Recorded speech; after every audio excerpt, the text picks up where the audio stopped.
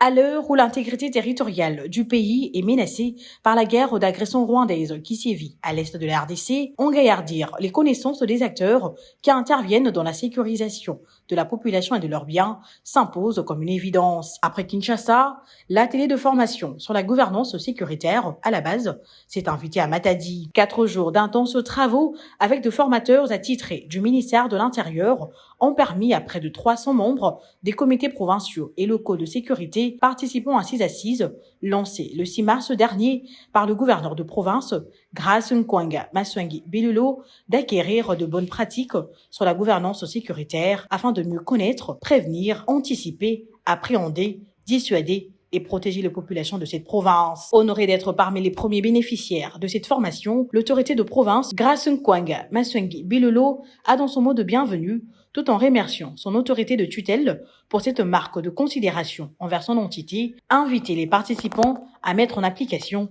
les enseignements reçus dans leur gestion quotidienne. La cérémonie de ce jour m'offre l'opportunité de renouveler mes hommages les plus déférents au président de la République, son Excellence Félix-Antoine Tshisekedi Tshilombo, chef de l'État, pour ses efforts et sa volonté de maintenir la paix et la sécurité dans le pays.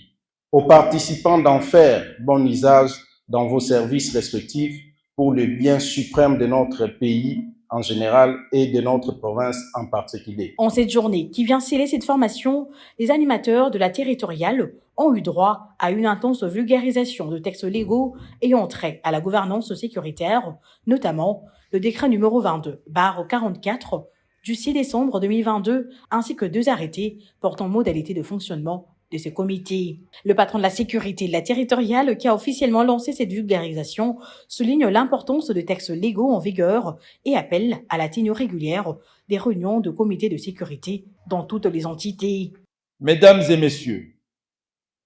membres des comités provinciaux et locaux de sécurité, et particulièrement vous, les chefs de quartier, de groupement et de rue, vous constituez, avec les textes de loi qui vous ont été distribués, la base et le socle de la protection du territoire et de la sécurisation des personnes et de leurs biens. Désormais, la tenue régulière des réunions de sécurité, avec la participation des responsables des services et celle de la population, notamment lors des réunions des comités de sécurité élargis, est une obligation. L'établissement des comptes rendus de réunion et leur transmission à la hiérarchie dans les délais requis feront l'objet de missions de contrôle et de suivi et évaluation. Les réunions des comités de sécurité